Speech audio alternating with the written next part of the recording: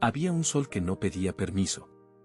En las tierras de Numidia, en ese norte africano antiguo y polvoriento que los romanos habían domesticado con legiones y piedra, el cielo de marzo no era un cielo sino una fragua abierta sobre el mundo.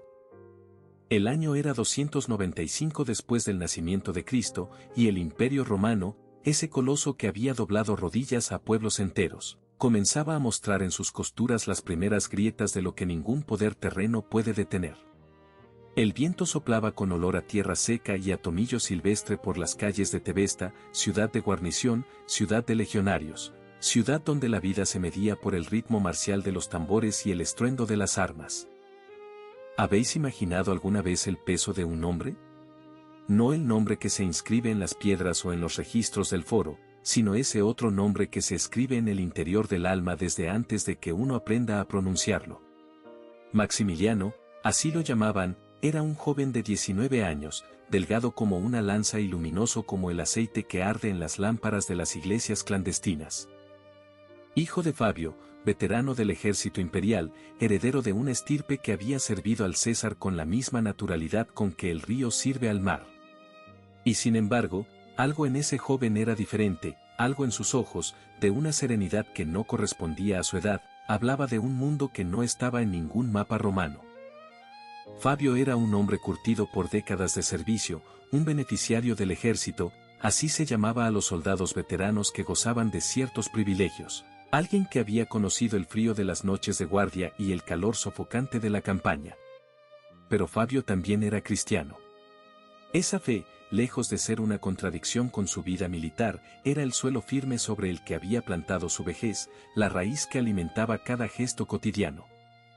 Había criado a su hijo en esa misma fe con la misma dedicación con que un maestro artesano enseña el oficio, no con palabras solamente, sino con el testimonio callado y constante de una vida orientada hacia lo alto. Lo que Fabio no sabía, o quizás sí lo intuía con ese instinto oscuro que tienen los padres, es que la semilla plantada en el corazón de Maximiliano iba a crecer más grande de lo que ninguno de los dos podría haber anticipado. Ese día de marzo, el Dilectus, el reclutamiento imperial, había convocado a los jóvenes en edad militar. La ciudad entera olía a polvo y a expectativa contenida. Los funcionarios del imperio, con sus tablas de cera y sus sellos, medían cuerpos y evaluaban temperamentos con la frialdad clínica de quienes saben que la maquinaria del poder se alimenta de carne joven. Maximiliano fue llevado ante el tribunal por su propio padre, no por crueldad ni por traición, sino porque así lo exigía la ley y así lo dictaba la costumbre de un mundo donde el Estado reclamaba el cuerpo de sus hijos como deuda natural. Pero mientras caminaba por las calles empedradas de Tebesta con los pies sobre las piedras ya calientes de la mañana, Maximiliano sentía en el pecho algo que no era exactamente miedo y que tampoco era orgullo, era una certeza.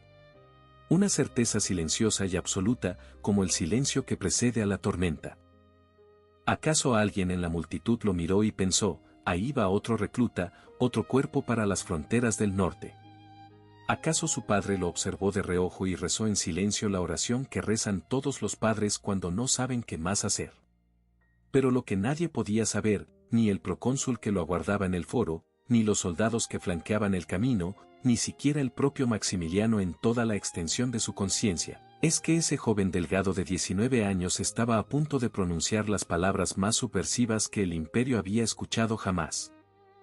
No las palabras de un rebelde armado ni las de un filósofo abstraído. Las palabras desnudas de un cristiano que había comprendido, en lo más hondo de su ser, que hay lealtades que no se pueden dividir sin que algo esencial muera en el intento. El Imperio Romano, en el año 295, era gobernado por Diocleciano, el arquitecto de la tetrarquía, el hombre que había partido el poder imperial en para hacerlo más eficiente y más vasto. En las provincias africanas, ese poder se ejercía a través de los procónsules, magistrados que portaban el peso de Roma sobre los hombros con la gravedad de quienes saben que el orden del mundo depende de su firmeza. Dion era el procónsul de ese día, de esa ciudad, de ese momento que la historia recogería sin que él lo supiera. No era un sádico ni un fanático, sino un hombre de la ley que creía sinceramente que el Estado tenía derecho sobre el cuerpo de sus ciudadanos y que el bien común justificaba la obediencia absoluta. Él también, a su manera, estaba atrapado en una cosmovisión tan sólida como los muros del foro que lo cobijaban. Maximiliano entró al tribunal. El sol de Numidia caía oblicuo sobre las columnas de piedra caliza. Algún pájaro cruzó el cielo sin prisa, indiferente al drama que comenzaba. Y en ese instante suspendido entre el mundo que era y el mundo que iba a ser, un hijo de soldado abrió la boca y comenzó a escribir su nombre, ese nombre que no se inscribe en piedra sino en eternidad, con la única arma que jamás había aprendido a empuñar, la verdad. Hay momentos en la historia que no duran más que unos minutos y sin embargo contienen siglos. El foro de Tebesta era ese día un escenario austero y funcional, con sus columnas de piedra caliza gastada por el tiempo y sus funcionarios de rostro impasible que habían visto pasar ante sus mesas a centenares de reclutas sin que ninguno les deparara la menor sorpresa. El procónsul Dion ocupaba su lugar con la autoridad serena de quien representa no solo a un hombre sino a una civilización entera, Roma, sus leyes, su orden, su ejército invencible. Nada en ese foro presagiaba que aquel joven delgado que se acercaba iba a convertir ese acto burocrático en uno de los diálogos más luminosos que el mundo antiguo haya producido. Las actas del martirio de Maximiliano han llegado hasta nosotros con una precisión que estremece.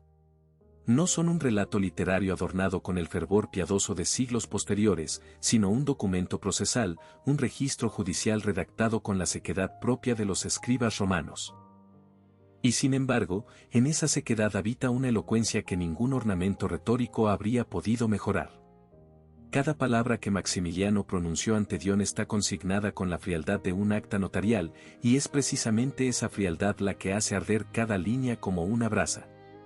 La historia no necesitó inventar nada, la realidad fue suficientemente poderosa. Dion inició el proceso con la rutina de quien ha realizado ese mismo trámite cientos de veces. Le preguntó el nombre al joven, ordenó que se tomara su medida, la estatura era requisito militar en Roma, y procedió a colocarle el sello de plomo que lo identificaría como soldado del ejército imperial.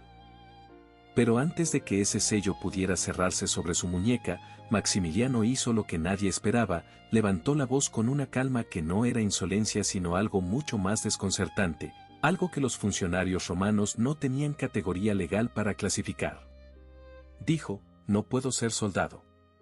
No sirve. Soy cristiano. El silencio que siguió a esas palabras debió de ser de una textura particular.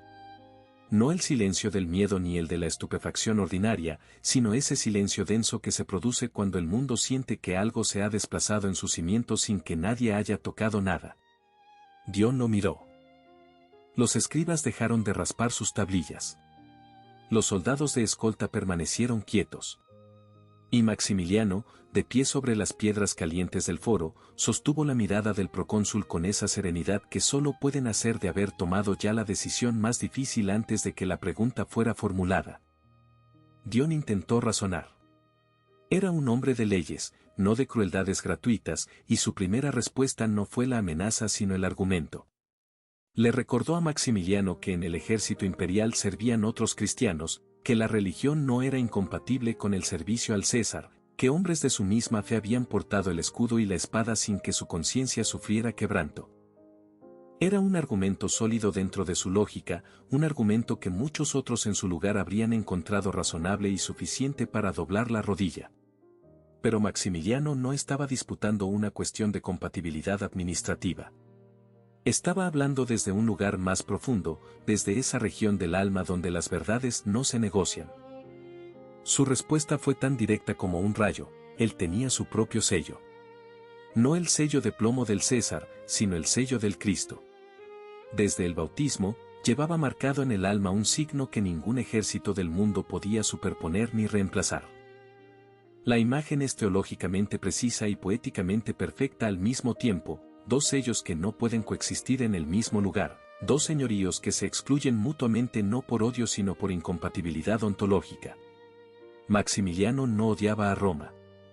Simplemente había encontrado algo más grande, y esa grandeza hacía imposible el compromiso. ¿Podemos comprender hoy la magnitud de lo que ese joven estaba diciendo? En un imperio donde el ejército era la columna vertebral del Estado, donde negarse al servicio militar era un acto de traición civil y potencialmente religiosa, pues los soldados debían honrar también a los dioses del César, La negativa de Maximiliano no era una excentricidad privada sino una declaración pública de que existía una autoridad superior a la imperial. Era, en el lenguaje de ese tiempo, una bomba lanzada en el corazón mismo del orden establecido. Y sin embargo, no había en su voz ningún furor revolucionario, ninguna retórica encendida, solo la tranquilidad de quien ha visto algo con tanta claridad que ya no puede fingir que no lo ha visto. Dion endureció el tono. Las amenazas comenzaron a tomar forma en el aire cargado del foro. Le advirtió a Maximiliano que la consecuencia de su negativa era la muerte, que el imperio no toleraba la desobediencia de sus ciudadanos en materia de defensa, que aún estaba a tiempo de cambiar de posición y salvar la vida. El joven escuchó todo sin inmutarse. Y entonces respondió algo que los escribas anotaron con su prosa seca y que ha resonado durante 17 siglos en los corazones de quienes lo han leído: no moriré, decía en sustancia, viviré con Cristo, mi Señor. La muerte que el procónsul le ofrecía como amenaza era, para Maximiliano, una puerta. Y esa diferencia de perspectiva, tan abismal, tan definitiva, hacía que los dos hombres estuvieran hablando el mismo idioma y habitando, al mismo tiempo, universos irreconciliables. Existen debates que no son simplemente debates. Existen conversaciones que, bajo la apariencia de un intercambio de argumentos, son en realidad el choque de dos visiones del mundo tan incompatibles entre sí como el fuego y el agua, como la noche y el día. Lo que ocurrió entre Dion y Maximiliano en ese foro de Tebesta no fue una disputa jurídica ordinaria, aunque llevara las formas externas de un proceso legal. Fue algo más antiguo y más profundo, el momento en que dos cosmovisiones completas se miraron frente a frente y ninguna de las dos pudo fingir que la otra no existía. Dion era un hombre inteligente. Eso debe decirse con claridad, porque sería demasiado fácil y demasiado cobarde reducirlo a un villano sin matices. Era el representante de una civilización que había construido acueductos, leyes escritas, caminos que cruzaban continentes enteros, y una noción de ciudadanía que incluía derechos y deberes compartidos. Cuando argumentaba que el Estado tenía derecho a reclamar el servicio de sus ciudadanos, no estaba inventando una tiranía caprichosa, estaba articulando una convicción profunda y racional sobre la naturaleza del bien común. Para él, el ejército no era simplemente una maquinaria de guerra sino el garante de la paz, del orden, de esa pax romana bajo la que millones de personas vivían sin ser devoradas por el caos. Negarse a servir era, en su lógica, negarse a ser humano en el sentido pleno y político de la palabra. Pero Maximiliano respondía desde un horizonte distinto. No negaba el valor del orden ni la realidad del sufrimiento que produce la guerra sin freno. Lo que él articulaba, con la precisión involuntaria de quien habla desde las entrañas antes que desde la cabeza, era una jerarquía diferente de lealtades, primero Dios, luego todo lo demás. No era una fórmula abstracta. Era la consecuencia lógica de creer que existe un Señor por encima de todos los señores, una ley escrita antes que todas las leyes humanas, un amor que exige coherencia total o no exige nada. El soldado cristiano que servía en las legiones no era, para Maximiliano, un hipócrita necesariamente, pero él, Maximiliano, no podía hacerlo. Y esa distinción entre lo que otros podían y lo que él podía es una de las claves más fascinantes de su testimonio. No juzgaba, sino que testificaba. ¿Qué ocurría en el interior de ese joven mientras las palabras del procónsul llovían sobre él como piedras? Porque sería una ingenuidad piadosa imaginar que Maximiliano estaba tranquilo de una tranquilidad sin fisuras, sin el temblor subterráneo del que conoce el precio de lo que está diciendo. 19 años. Un cuerpo joven con toda la vida por delante, con el instinto primordial de sobrevivir que late en toda carne. Había en él, sin duda, ese estrato más antiguo y animal del ser humano que grita en silencio, cede, firma, pone el sello y vive. La grandeza de su martirio no nace de que ese miedo no existiera, sino de que existió y fue atravesado. La fe no elimina el temblor, lo transforma en ofrenda. Dion cambió de estrategia. Si los argumentos racionales no funcionaban, intentó apelar al afecto y a la prudencia. Le habló de su padre, ese veterano cristiano que lo había traído ante el tribunal con sus propias manos y que ahora lo observaba desde algún lugar del foro con el corazón partido en dos mitades que no sabían cómo reconciliarse. Le señaló que servir al César no era necesariamente traicionar a Cristo, que la Iglesia misma no tenía una doctrina unánime sobre el servicio militar, que había caminos para honrar a Dios y al imperio al mismo tiempo. Era una argumentación sofisticada y, en cierta medida, sincera. Dion no quería matar a ese muchacho. Quería que el muchacho le diera una razón para no hacerlo. Pero Maximiliano no cedió un milímetro. Y aquí reside uno de los misterios más luminosos de su figura. ¿De dónde venía esa certeza en alguien tan joven? No era la certeza del fanático que no ha pensado las cosas, sino la certeza del que las ha pensado hasta el fondo y ha encontrado que el fondo es sólido. Había en él algo que los teólogos posteriores llamarían la gracia de la fortaleza, ese don sobrenatural que no elimina la fragilidad humana pero la sostiene desde abajo como el agua sostiene a quien aprende a flotar. Maximiliano no tenía la experiencia de un anciano ni la elocuencia de un filósofo. Tenía algo más raro y más poderoso, la simplicidad absoluta de quien ha visto la verdad y no puede desviar la mirada. El diálogo continuó durante un tiempo que las actas no miden con precisión pero que debió de sentirse largo, pesado, cargado con el peso de todo lo que estaba en juego. Dion insistió, Maximiliano respondió. El procónsul amenazó, el joven aceptó. Y en cada vuelta de ese intercambio, algo quedaba más claro para todos los presentes, que no había aquí un malentendido que corregir ni una ignorancia que iluminar. Había una elección. Una elección libre, consciente, irreversible. Dos mundos se habían mirado a los ojos en ese foro polvoriento de Numidia y ambos habían comprendido, con la claridad brutal de los momentos sin retorno, que no había tierra común sobre la que construir un acuerdo. Solo había, de un lado, el César, y del otro, Cristo. Y Maximiliano ya había elegido. Hay palabras que, una vez pronunciadas, no pueden deshacerse. Palabras que caen sobre el mundo como cae la piedra sobre el agua, generando ondas que se expanden mucho más allá del punto de impacto, mucho más allá del momento en que fueron dichas.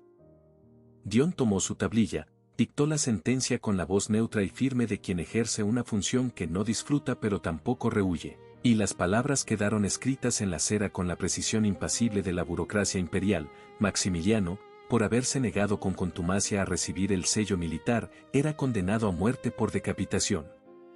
El escriba copió sin pestañear. Los soldados no se movieron. Y el sol de Numidia siguió ardiendo sobre el foro como si el universo no acabara de romperse en dos. Lo que ocurrió en el interior de Maximiliano en ese instante es algo que ningún acta puede registrar y que solo la fe puede intuir. La sentencia de muerte, para la mayoría de los seres humanos, es el umbral ante el que toda certeza se tambalea, ante el que las convicciones más arraigadas tiemblan con un temblor que no es cobardía sino simplemente humanidad. Y Maximiliano era humano, tenía 20 años, así lo consignan las actas, con esa precisión que hace más vívido el escándalo de su juventud, tenía un cuerpo que quería vivir, tenía quizás sueños que nunca había tenido tiempo de soñar del todo. Pero cuando levantó los ojos tras escuchar la sentencia, lo que los presentes vieron en su rostro no fue el derrumbe de quien ha perdido sino la serenidad luminosa de quien ha llegado exactamente a donde sabía que tenía que llegar. Dijo gracias a Dios. Las actas lo recogen sin énfasis, con la misma sequedad con que habrían registrado cualquier otra respuesta procesal, y precisamente por eso la frase golpea con una fuerza que ningún adorno retórico podría aumentar. Gracias a Dios, no como fórmula de resignación ni como performance de piedad ante los presentes, sino como la expresión más natural y más verdadera de un alma que había encontrado en la muerte anunciada no el fin de un camino sino la confirmación de que el camino era el correcto. Hay una alegría en esas dos palabras que es difícil de comprender desde fuera de la fe, pero que quien la ha rozado aunque sea de lejos reconoce de inmediato, es la alegría de quien ha apostado todo por algo y descubre, en el momento más extremo, que la apuesta era buena.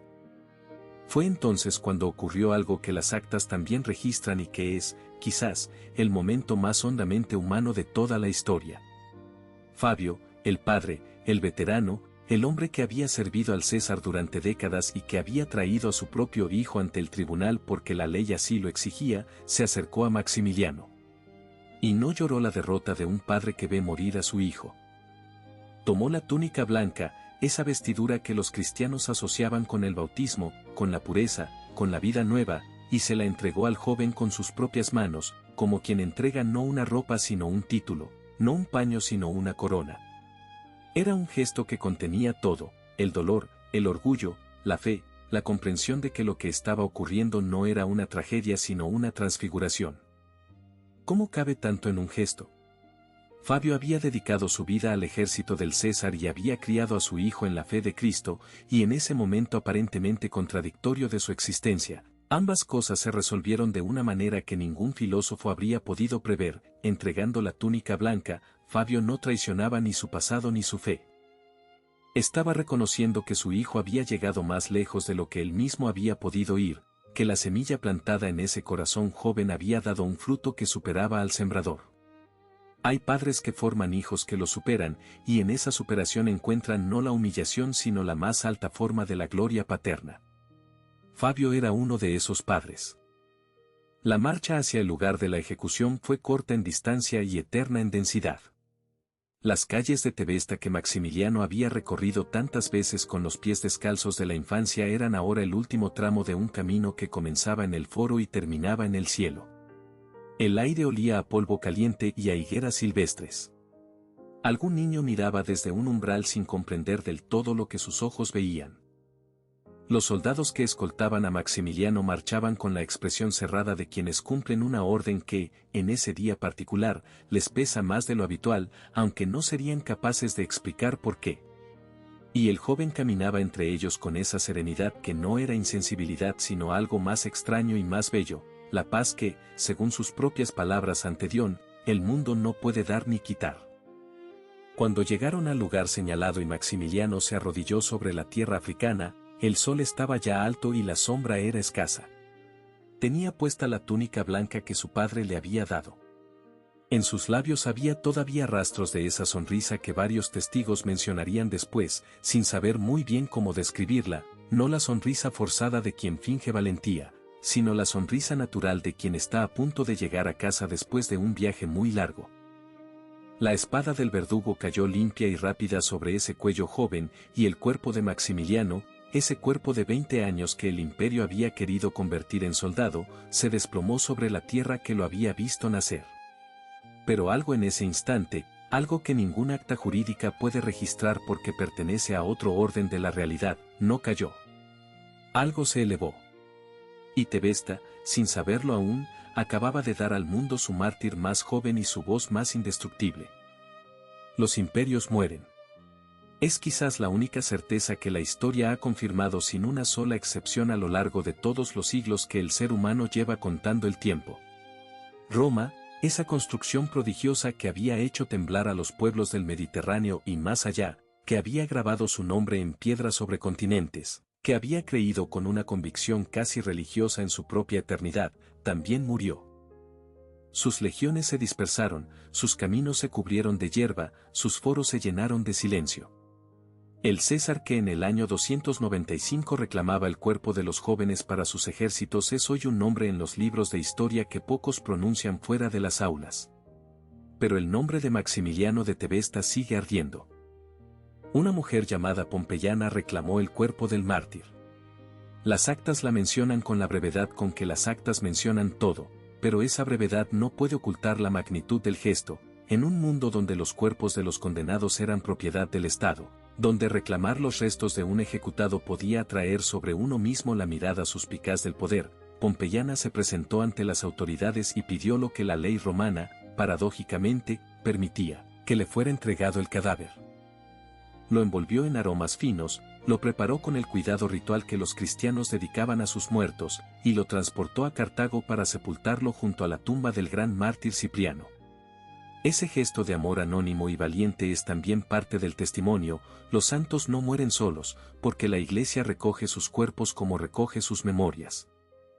El padre Fabio regresó a Tebesta después del entierro con la misma túnica que no había podido entregar, o quizás con el recuerdo de la que sí había entregado, y las actas dicen de él algo que contiene toda una teología de la paternidad, que volvió en paz, dando gracias a Dios. No llorando, no destruido, no reducido a la figura del padre que ha sobrevivido a su hijo sin entender por qué, sino dando gracias. Porque Fabio había comprendido algo que muy pocos padres tienen la gracia de comprender en vida, que el mayor regalo que un hijo puede dar a su padre no es la seguridad ni el éxito ni la longevidad, sino el testimonio de una vida plenamente vivida, de una fe plenamente encarnada, de una muerte plenamente aceptada. Fabio había dado a Maximiliano el Evangelio. Maximiliano le había devuelto el Evangelio hecho carne. 16 siglos y más han pasado desde aquella mañana de marzo en Tebesta.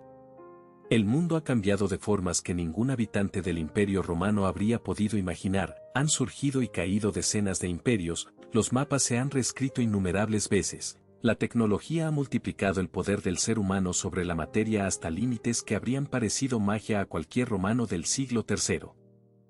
Y sin embargo, la pregunta que Maximiliano respondió con su vida sigue siendo exactamente la misma pregunta que se le plantea a cada ser humano en cada época: ¿hasta dónde estás dispuesto a llegar por aquello en lo que crees? ¿Hay algo en tu interior que no está en venta, que no es negociable, que sobrevive intacto cuando el poder del mundo te exige que lo entregues? La Iglesia Católica lo inscribió en el calendario de los santos con fecha del 12 de marzo, el día que la tradición ha fijado como el de su martirio. Pero la canonización formal no es lo que hace a Maximiliano relevante. Lo que lo hace relevante es que su historia anticipó con una precisión asombrosa debates que la humanidad seguiría teniendo durante siglos y que no ha terminado de resolver. La objeción de conciencia, ese derecho que los estados modernos reconocen con mayor o menor generosidad a sus ciudadanos, tiene en Maximiliano de Tebesta uno de sus primeros y más elocuentes defensores.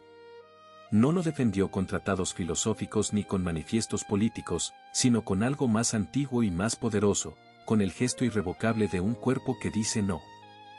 Pero sería un empobrecimiento reducir la figura de Maximiliano a la de un precursor de los derechos civiles, por importantes que estos sean. Su testimonio apunta hacia algo más hondo que cualquier reivindicación política. Apunta hacia la convicción de que existe una dignidad en el ser humano que no le es conferida por ningún estado ni le puede ser arrebatada por ningún poder, porque tiene su origen en algo que está más allá de todo poder humano.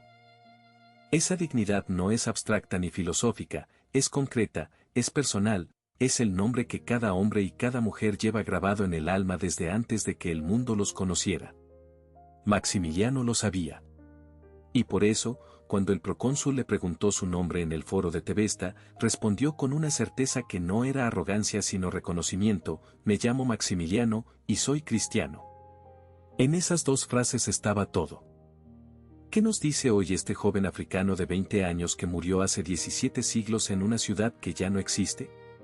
Nos dice que la coherencia entre lo que se cree y lo que se vive no es una excentricidad ni un lujo espiritual, sino la forma más radical y más auténtica de habitar el mundo.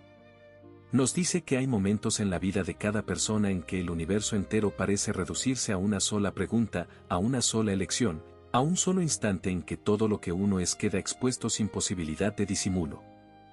Nos dice que en esos momentos, la gracia existe, que no abandona a quien la invoca, que transforma el temblor en fortaleza y la muerte en umbral. Maximiliano de Tebesta no es solo un nombre en el martirologio, es un espejo. Y en ese espejo, si nos atrevemos a mirarnos, podemos ver reflejada la pregunta que él respondió con su vida y que cada uno de nosotros, en el silencio de la propia conciencia,